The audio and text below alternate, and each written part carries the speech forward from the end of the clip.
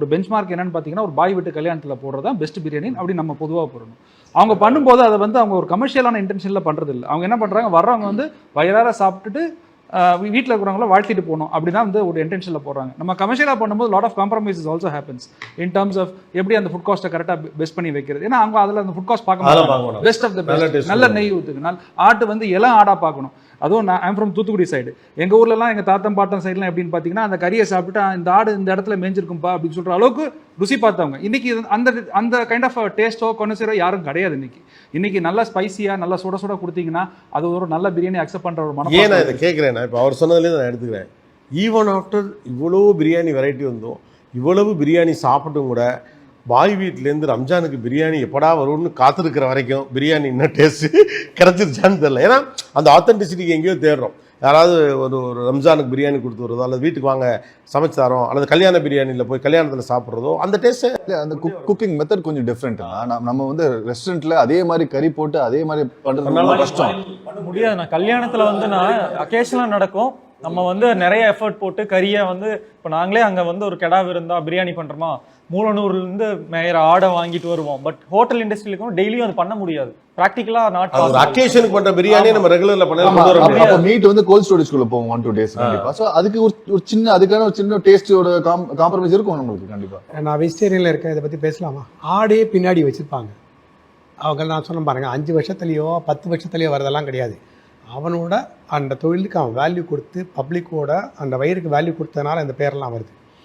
ஆடே பின்னாடி வச்சுருக்காங்க. 12 to 15 kilo தான். அவன் மட்டனும் விற்கிறான், அவன் உள்ளார வெளியில் வந்து அந்த கறியும் செய்கிறான். அவன் செய்கிற பொருள் வந்து அந்த ஊர்லேருந்து எத்தனையோ நாடுகளுக்கு போகுது. கடை வந்து நான் இவர்கிட்ட இப்போ ஃபோட்டோ காமிச்சேன், வெறும் தகர ஷீட் போட்டிருக்கு. அப்போது அந்த மாதிரி சில ஊர்களில் இருக்குது.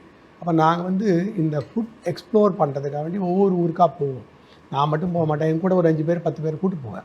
இது எதுக்குன்னா, நம்ம எந்த இடத்துல நிற்கிறோம், நம்ம இனி எங்கேயாவது மாறணுமா, ஏதாவது பண்ணணுமா, சாம்பாரே ஒரு 2 வெரைட்டி 3 வெரைட்டி கொடுக்கலாமா, இட்லி இதில் தான் நான் பண்ண முடியும். நான் மட்டன் பிரியாணி பார்த்துட்டு இங்கே ஒன்றும் பண்ண முடியாது. நம்ம இதில் என்ன சரி பண்ணலாம், அதை பார்த்துட்டு என்ன பண்ணலாம், வெளிநாட்டில் பார்த்துட்டு ரெஸ்டாரண்ட்டாக என்ன பண்ணலாம். நான் அங்கே போய் அந்த கேஎஃப்சியோ இல்லை மெக்டனால்ட்ஸோ இதை வந்து இங்கே எடுத்து வர முடியாது. இதில் ஏதாச்சும் பன்னீரில் ஏதாவது எடுத்து வர முடியுமா, பிபி கார்னில் ஏதாவது எடுத்து வர முடியுமா. ஆனால் இட்லிலையும் தோசையில் மட்டும் ஒன்றும் பண்ண முடியாது.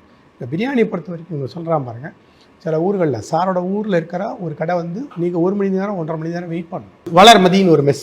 ஆக்சுவலி வந்து பார்த்தீங்கன்னா பிரியாணின்றது நீங்கள் கொஞ்சம் பின்தங்கி இருந்து பார்த்தீங்கன்னா, பிரியாணி பார்க்காம கொஞ்சம் you just pull yourself little bit பேக்னு பார்த்தீங்கன்னா, it's a combination of 3 things.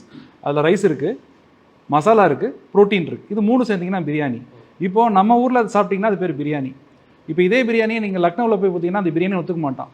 தேல் say that it is a pulao அப்படின்னு சொல்லுவாங்க. அவங்க பண்ணுறது தான் ஒரிஜினல் பிரியாணின்னு.